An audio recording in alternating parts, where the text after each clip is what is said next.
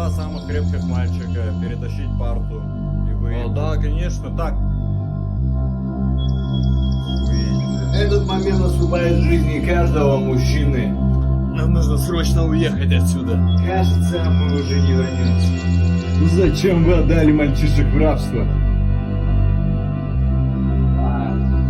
Главное, Малстрою вставить. Мы не два мальчика на сегодня. I love Big Dick. О, черт, я был согласен даже на 50, но Иван Золо. Мне надо уехать. Ну, как ты это сделаешь?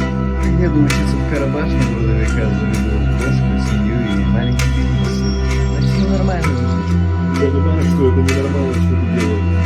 Кажется, история повторяется.